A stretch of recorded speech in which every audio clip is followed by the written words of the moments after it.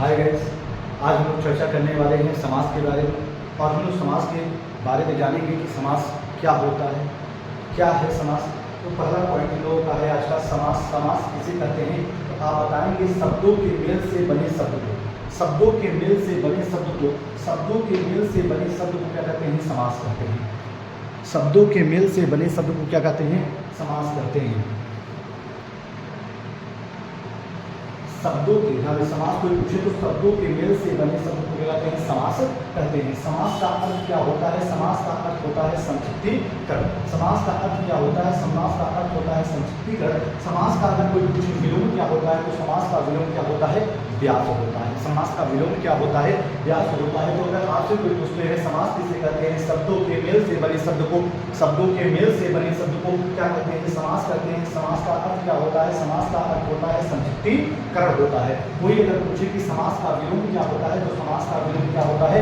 व्यास होता है। ध्यान रखिए, जैसा कि हम लोगों को हाई स्कूल के अकॉर्डिंग 4 ही समास पढ़ने हैं, लेकिन आपके समास के भेद कितने होते हैं? तो समास के ध्यान रखिएगा 6 भेद होते हैं। समास के कितने भेद होते हैं? 6 भेद होते हैं। कौन कौन से होते हैं? द्वंद्व समास, द्विगु समास, कर्मधारय समास, बहुब्रीहि समास, और आपका होता है बेटा अव्ययी भाव समास, और आपका होता है तत्पुरुष समास। ये टोटल 6 समास होते हैं, लेकिन हाई स्कूल सिलेबस के अकॉर्डिंग आपको 4 ही समास पढ़ने हैं। कौन कौन से पढ़ने हैं? आप पढ़ना है द्वंद्व समास, द्विगु समास, कर्मधारय समास और बहुब्रीहि समास ही पढ़ना है। आज हम चर्चा करने वाले हैं। जैसा कि हमने लिखा है कि समास के कितने भेद होते हैं? समास के 6 भेद होते हैं।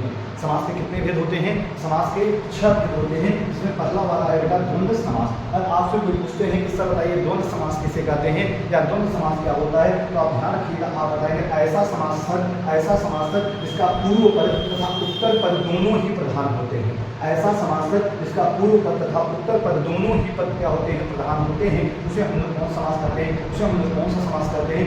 द्वंद्व समास कहते हैं। लेकिन सर कैसे हम पहचानेंगे? सर हम कैसे पहचानेंगे कि यह द्वंद्व समास है? तो ध्यान रखिए, इसका एक ट्रिक होता है। लगा ट्रिक क्या होता है? इसमें योजक चिन्ह लगा होता है। इसमें योजक चिन्ह लगा होता है, लेकिन साथ साथ योजक चिन्ह के साथ साथ क्या होना चाहिए? विलोम शब्द का भी प्रयोग किया जाना चाहिए। इसमें योजक चिन्ह लगा होना चाहिए और योजक चिन्ह के साथ साथ विलोम शब्द का भी प्रयोग होना चाहिए। तो वो कौन सा समास होगा? द्वंद्व समास। जैसे सर, जैसे मैंने कहा, देखिए रात दिन, मैंने कहा माता पिता, मैंने कहा भाई बहन। देखिए रात दिन में योजक चिन्ह का प्रयोग हुआ है। एक दूसरे के क्या है? विपरार्थक शब्द है। कैसे शब्द हैं? विपरार्थक शब्द है। तो आप कह सकते हैं माता पिता। माता पिता में देखिए क्या है? माता और पिता के बीच में योजक चिन्ह है, लेकिन साथ साथ विपरार्थक शब्द है। भाई बहन, देखिए भाई बहन है, तो इसका देखिए योजक चिन्ह है और साथ ही साथ क्या है? विलोमक शब्द है। तो ये कौन सा समास हुआ? द्वंद्व समास हुआ। कभी कभी आ जाता है रात रात, लात लात, बात बात। यह कौन सा समास होता है? यह कौन सा समास होता है? तो इसे आप लोग कमेंट बॉक्स में बताएंगे कि यह कौन सा समास होता है। कमेंट बॉक्स में आप कमेंट करेंगे कि रात रात, रात रात, लात लात, बात बात, यह कौन सा समास होता है। इसे हम लोग नेक्स्ट टॉपिक में कवर करेंगे।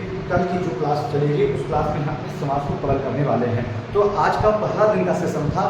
आज के लिए बस इतना ही। आज हम समास का एक छोटा सा परिचय लेके आपके सामने आए थे, उदाहरण लेके आए थे। इसके बाद आपको आगे बहुत सी सारी चीज़ों के बारे में हम लोग बताते रहेंगे। आज पहला दिन क्लास का था, आगे आपको ये सारी चीज़ें मिलती रहेंगी। बस